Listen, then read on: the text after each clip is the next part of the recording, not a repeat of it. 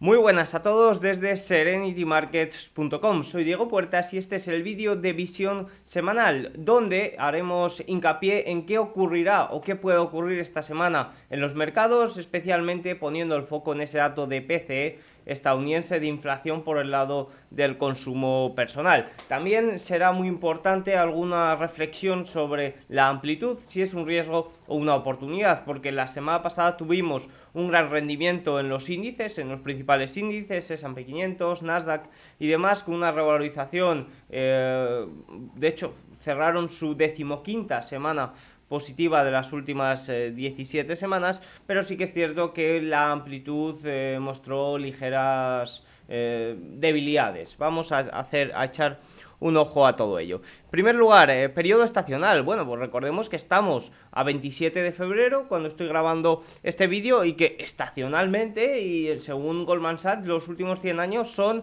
el peor periodo.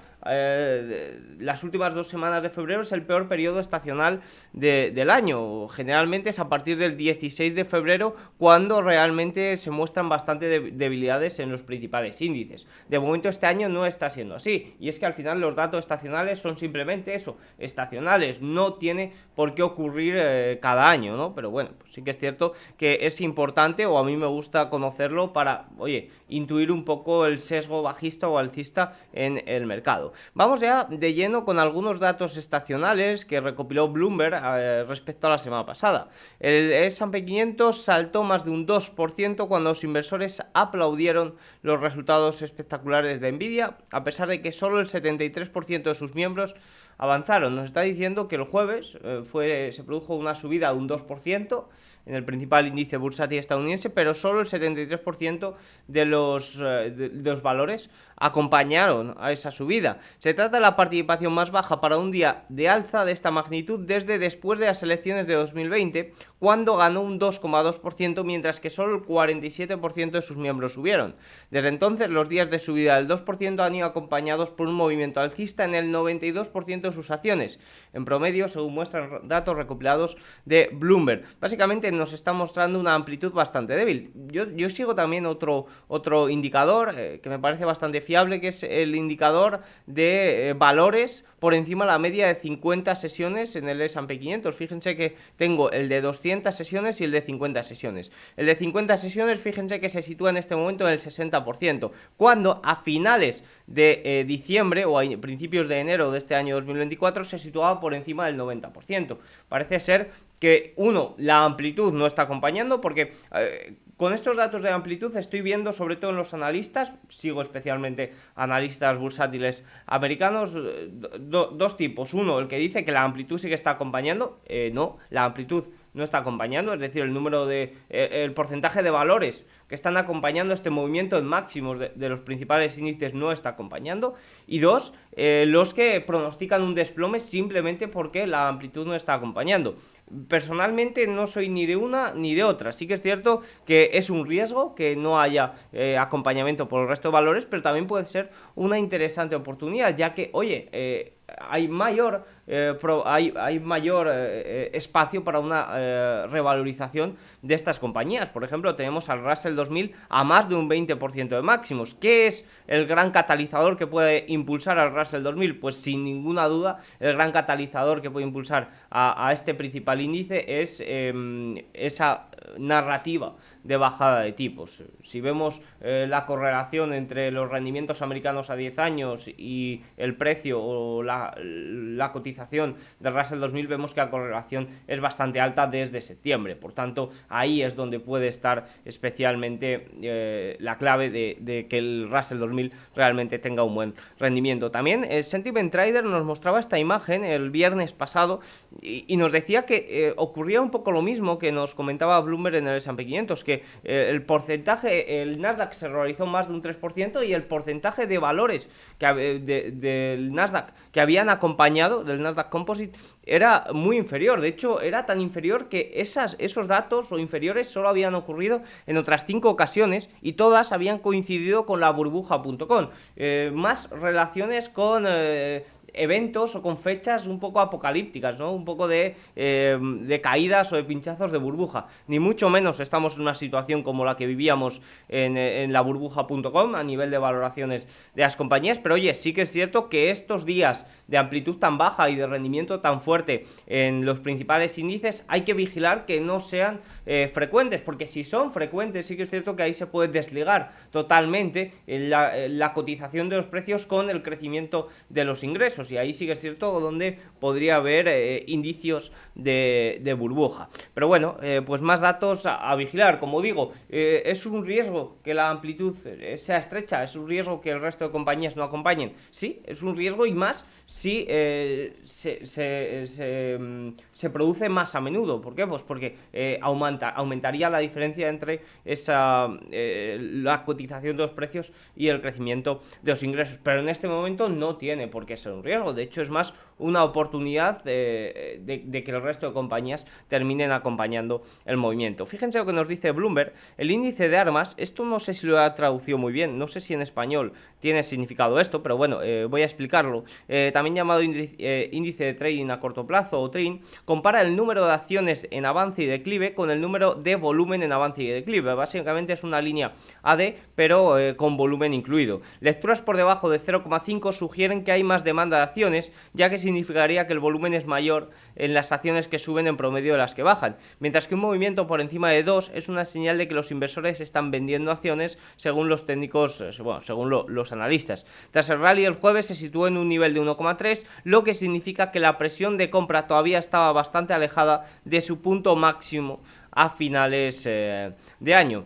Y un dato también curioso con respecto a la amplitud o al comportamiento de los valores durante este año 2024, que es un poco lo que nos muestra este gráfico, es dentro de la industria de inteligencia artificial, que sin duda ha sido el gran catalizador del mercado y de los principales índices, vemos una gran diferencia entre los valores de inteligencia artificial que generan beneficios, que son estos en verde, es la cesta de Goldman Sachs verde, y los que no generan beneficios, que incluso están en negativo. Pero es que además voy a mayores. Echen un vistazo a los resultados empresariales de esta última ventana y vean cómo las compañías tecnológicas que no generaban beneficios no han tenido tan buena revalorización o tan buen comportamiento tras resultados como las que sí que presentaban beneficios. Incluso algunas presentando unos beneficios por debajo de lo estimado han tenido una buena revalorización o un buen comportamiento. Por tanto, estamos viendo ahí una diferencia bastante clara. ¿Y cuál es el argumento para esta diferencia?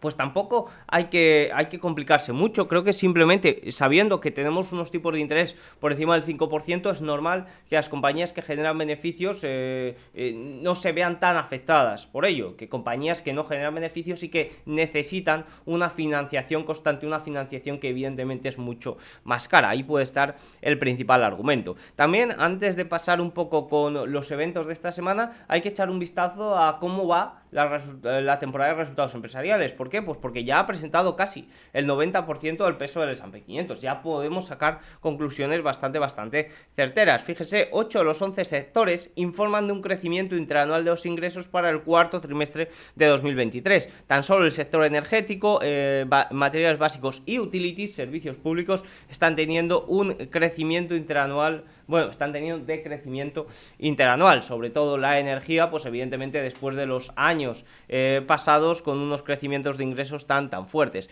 Si nos vamos al... estos son beneficios,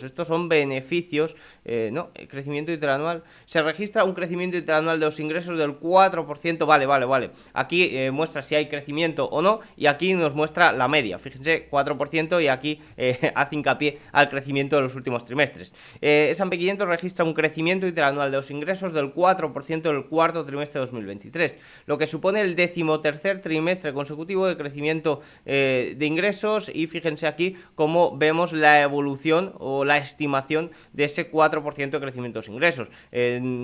Estaríamos por debajo del primer trimestre de 2023, pero sí que es cierto que fue en el segundo y tercer trimestre de 2023 cuando se hizo suelo. Parece que de nuevo que volvemos al alza. Veremos a ver las estimaciones de de cara al primer trimestre de 2025. Primer trimestre fiscal de 2025. Sí que es cierto que se está viendo cómo las compañías no están estimando o aumentando las previsiones de cara a los resultados del primer trimestre. Y esto puede ser por dos motivos. Uno, o que ven que algo no les gusta, o dos, que yo creo que es la que está sucediendo, están apostando más por ser cautelosos y luego intentar superar esas estimaciones, ya que evidentemente los CEOs, los directores, tampoco son tontos y saben que eso gusta mucho más a los inversores. Por tanto, eso hay que tenerlo en cuenta. El PER a 12 meses de S&P 500 es superior, es de 24,5, superior a la media de 5 años, 22,9, y a la media de 10 años, 21,1. Básicamente, si medimos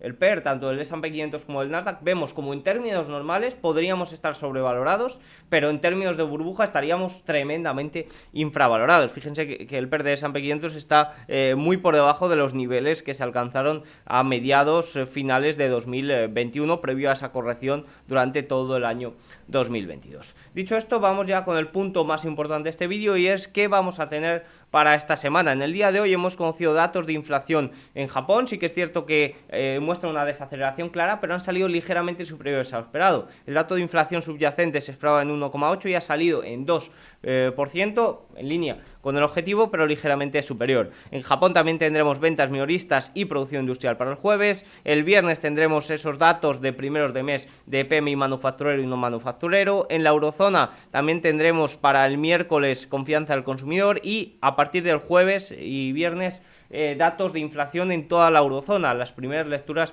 de febrero, Francia, España el jueves, Alemania y evidentemente el viernes la eurozona como punto más importante. En Estados Unidos, datos inmobiliarios, estamos teniendo también subastas. Ayer hubo subasta a 2 y 5 años y fueron bastante feas, fueron subastas récord. Ya saben que las emisiones de subastas cada vez irán a más, y evidentemente que haya una mayor oferta pues afecta directamente a los precios. Es un hándicap para el aumento de los precios y por tanto es un impulso para el rendimiento de los bonos. Al final precio y rendimiento del bono está inversamente correlacionado, pero sin duda los puntos fuertes van a estar a partir del miércoles con la segunda lectura del Producto Interior Bruto del cuarto trimestre. Ya saben que se conoció un dato de 3,3%, y el jueves con el dato de PCE subyacente. Según los analistas que traducen el IPC y el IPP en PCE, es probable que el índice de PCE subyacente de enero haya aumentado un 0,41%. Ojo, sería el mayor incremento en un año.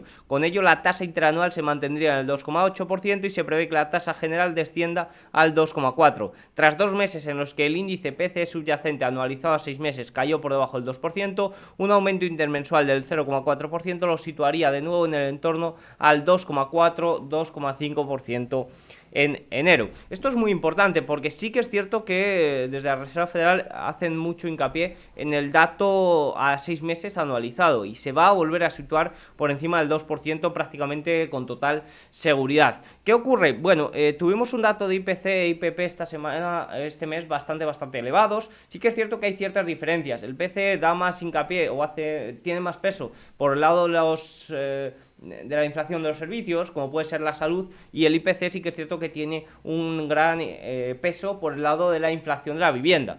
La inflación de la vivienda sorprendió al alza este mes, pero sí que es cierto que la inflación de los servicios, concretamente la salud, también sorprendió al alza debido a ese aumento de precios no registrado estacionalmente de inicios de año. Por tanto, ojo, sí que es cierto que aunque no tenga tanto peso el shelter, la inflación de la vivienda, se espera un dato elevado el más elevado en un año en el PCE. También tenemos el jueves pues peticiones semanales de subsidio y luego comentarios varios de miembros de la Reserva Federal, como por ejemplo Williams, que es el vicepresidente. Luego el viernes también tenemos expectativas de inflación de Michigan, comentarios de la Reserva Federal a mayores, y también evidentemente tenemos un punto importante que es ese dato de ISM manufacturera. Es esa encuesta de gestores de compras más importante del país, porque en Estados Unidos tiene más importancia el ISM que el S&P Global, y vamos a ver cómo sale, porque sí que es cierto que en la eurozona, Alemania por ejemplo, la manufactura ha vuelto a fallar. Pues vamos a ver en Estados Unidos que los datos regionales que están llegando no son muy positivos. Por tanto, esto es lo que hay que tener en cuenta para esta semana. Espero que os haya gustado mucho el vídeo. Si es así, hacedme saber con un like, un comentario, y nos vemos la semana que viene. Chao.